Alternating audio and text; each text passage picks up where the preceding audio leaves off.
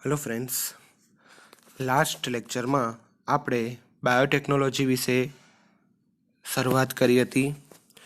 Biotechnology साथे कई कई पद्धतिओ जोड़ायेली छे, बायोटेक्नोलॉजी अंदर कया सिद्धांतों समायेला छे ते विषे आपणे चर्चा करवाना छे। हवे आजे आपणे एक खूब ज इम्पोर्टंट क्वेश्चन के संकरण एटले के क्लोनिंग करता जनीन इंजीनियरिंग विद्या कई रीते श्रेष्ठ है एना विषे आपणे अभ्यास करवाना छे। बराबर, ओके। सौथी पहला तो आपणे जोईए तो प्रजनन मुख्य बे प्रकारे थतुं होय छे, एक तो अलिंगी प्रजनन अने लिंगी प्रजनन। अलिंगी प्रजनन द्वारा संतति आबेहूब जनिनिक प्रतिकृतिओ एटले एक प्रकारना क्लोन्स तैयार थाय छे अने पोतानी संतति आबेहूब जनिनिक माहितीनी साचवणी करवा माटे अलिंगी प्रजनन जरूरी छे। ज्यारे लिंगी प्रजनननी वात करीए तो लिंगी प्रजनन द्वारा भिन्नता उद्भवे छे। बराबर, कारण के नर अने मादा बंने प्राणीओ आ प्रजनननी क्रियामां संकळायेला होय छे एटले भिन्नता लिंगी प्रजनन दरमियान आवे छे, ज्यारे अलिंगी प्रजनन दरमियान भिन्नता आवती नथी, परंतु तेना द्वारा पोतानी ज आबेहूब प्रतिकृतिओ जन्मे छे एटले ए माहितीने साचववा माटे अलिंगी प्रजनन उपयोगी छे। सामान्य रीते आपणे जोईए तो लिंगी प्रजनन आनुवंशिक व्यवस्थाना संयोजननी रचना बराबर तेमज भिन्नता माटेनी एक तको पूरी पाडे छे, परंतु तेमांना કેટલાક सजीवो वस्ती माटे फायदाकारक होई सके, કેટલાક सजीवो नुकसानकारक पण होई सके छे। एवुं जरूरी नथी के बधा ज सजीवो फायदाकारक होय छे। सामान्य रीते ज्यारे आपणे संकरण करीए छे, परंपरागत संकरण करीए छे, त्यारे वनस्पतिओ अने प्राणीओना संवर्धનમાં ए संकरण खूब ज महत्वनुं होय छे। बराबर, दाखला तरीके आपणे संकरणथी उत्पन्न थयेला प्राणीओ विषे धोरण 10 में के धोरण 11 में भणी गया छे। 11 में तो ठीक, परंतु धोरण 10 में आपणे भणी गया छे। क्लोनिंग, डॉली घेटी, सांतागटोडिस, बराबर, आवा प्राणीओ के जे क्लोनिंग, खच्चर, आवा प्राणीओ के जे क्लोनिंग द्वारा उत्पन्न थयेला प्राणीओ छे। बराबर, तो एक क्लोनिंग करवाथी वनस्पतिओ अने प्राणीओनुं संवर्धन एटले नवी जातिओ उत्पन्न करवा माटे ए क्लोनिंगनी क्रिया, संकरणनी क्रिया खूब ज उपयोगी छे। परंतु आ पद्धतिमां घणी वखत आपणे इच्छित लक्षणोनी साथे साथे अनिच्छनीय लक्षणोवाळा जनीनोनो पण समावेश थई जतो होय छे अने एनुं पण गुणन थई जतुं होय छे। एटले इच्छित लक्षणोना जनीनोनी साथे अनिच्छित लक्षणो पण गुणन थतुं होय एटले जे वारसामां मळे छे एमां इच्छित लक्षणोवाळा पण उतरे छे अने अनिच्छित लक्षणो पण उतरे छे। दाखला तरीके आपणे डॉली घेटीनी ज वात करीए अने सांतागटोडिसनी वात करीए तो आ बंने प्राणीओ बिन फळद्रुप हता। बराबर, एटले एनी आगळनी संततिओ विकसी ज नहीं, कारण के एओ बिन फळद्रुप हता। एटले घणी वखत आ अनिच्छनीय जनीनोनो पण समावेश थतो होय छे अने एनुं गुणन थतुं होय छे।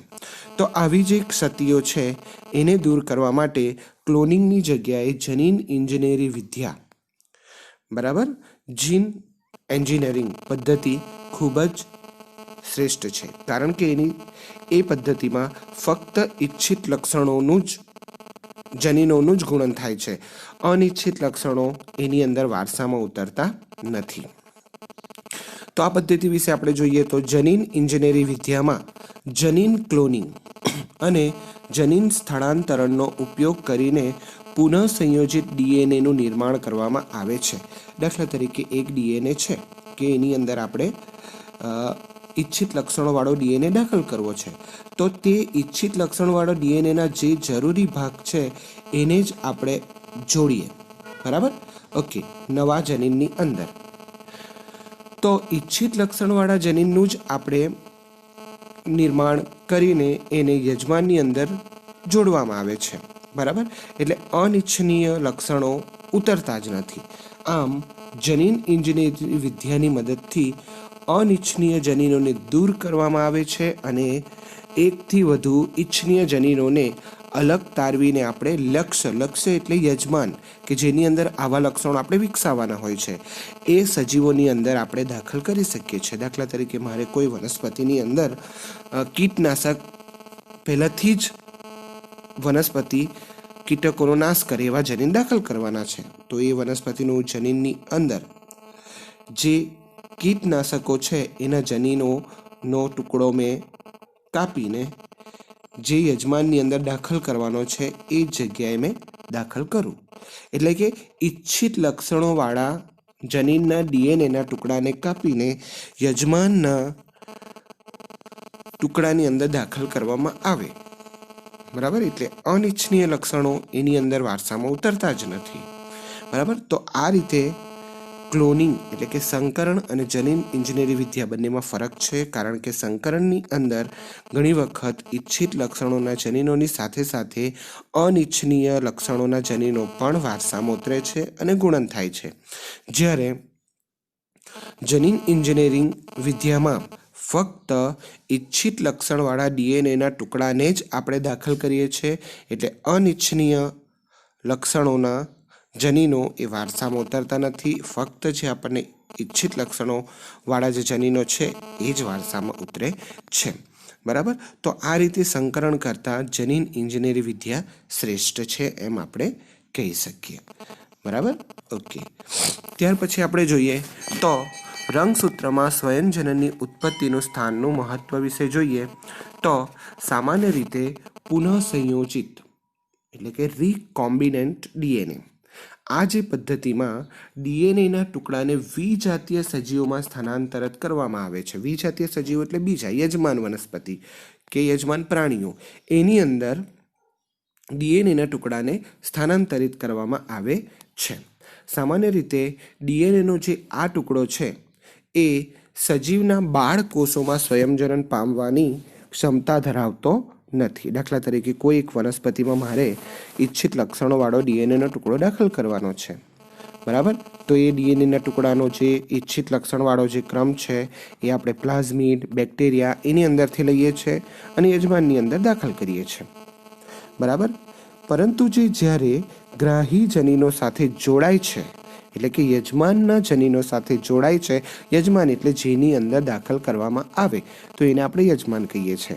તો યજમાનના જનીન સાથે જોડાય છે તો ત્યારે એ જે ડીએનએનો ટુકડો છે કે જે ઈચ્છિત લક્ષણવાળો છે એ ત્યાં વિભાજન પામીને યજમાનના ડીએનએ સાથે જોડાઈને એક પ્રકારનો આનુવંશિક બની જાય છે. ધ્યાન રાખજો કે વનસ્પતિ હોય કે પ્રાણી હોય એને આપણે યજમાન તરીકે લઈએ તો એની અંદર મારે કોઈ ઈચ્છિત લક્ષણોવાળો ડીએનએનો ટુકડો દાખલ કરવાનો છે. તો એ જેવું બહારથી બીજા સજીવો અથવા બેક્ટેરિયા અથવા વાયરસ વગેરેમાંથી પ્લાઝમિડ તરીકે ડીએનએનો ટુકડો લઉં છું. બરાબર, અને એ ડીએનએનો ટુકડો યજમાનની અંદર દાખલ કરું છું તો એ ડીએનએનો ટુકડો ત્યાર પછી યજમાનના શરીરની અંદર એ જે ડીએનએનો ટુકડો છે એ આનુવંશિક બની જાય છે. એટલે કે એ જે ડીએનએનો ટુકડો એ યજમાનની આગળની પેઢીમાં એ ઉતરે છે. બરાબર, સમજ પડી? દાખલા તરીકે કોઈ ઈચ્છિત લક્ષણવાળો ડીએનએનો ટુકડો હું યજમાનના શરીરની અંદર દાખલ કરું તો યજમાનના શરીરની અંદર તે ડીએનએનો ટુકડો દાખલ થવાથી એ જે ડીએનએના ટુકડાના જે લક્ષણો છે એ યજમાનની આગળની પેઢીમાં ઉતરશે. આવું આ વાક્ય કહે છે.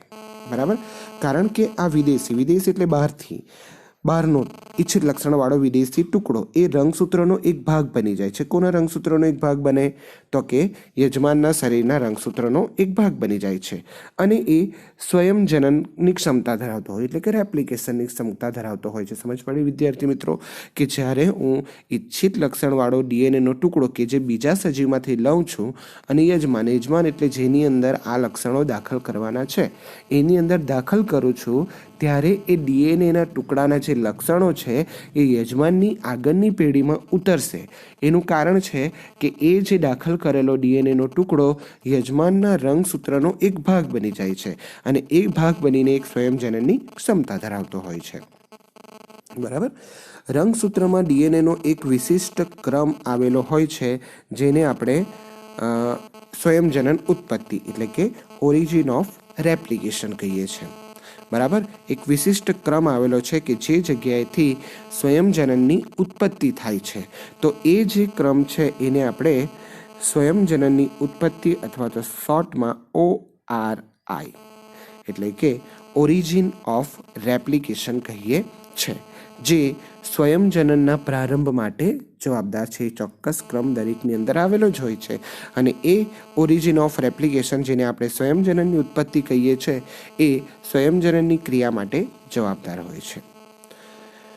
આથી તે માટે કોઈ પણ સજીવની અંદર વિદેશી એટલે બહારનું ઈચ્છિત લક્ષણવાળો ડીએનએના ટુકડાના ગુણન માટે તે રંગસૂત્ર અથવા રંગસૂત્રનો ભાગ હોવો આવશ્યક હોય છે કે જે વિશિષ્ટ શૃંખલા ધરાવે છે.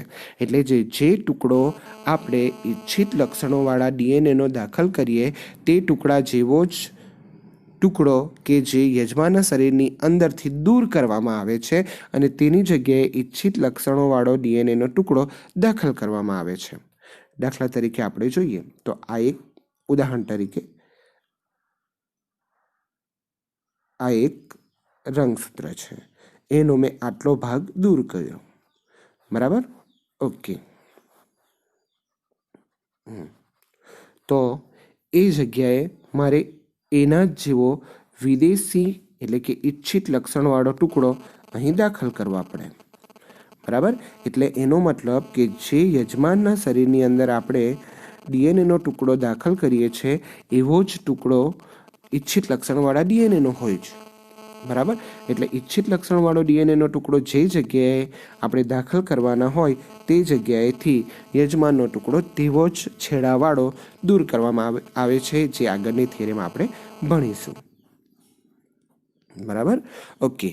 આમ તે રંગસૂત્ર અથવા રંગસૂત્રનો ભાગ હોવો આવશ્યક છે જે એક વિશિષ્ટ શૃંખલા ધરાવે છે, સ્વયંજનનની ઉત્પત્તિ તરીકે ઓળખાય છે. આ રીતે વિદેશી જનીન એ સ્વયંજનનની ઉત્પત્તિ સાથે જોડાય છે. આથી વિદેશી ડીએનએનો ટુકડો યજમાન સજીવમાં સ્વયંજનન પામી શકે તેમજ ગુણન પામી શકે.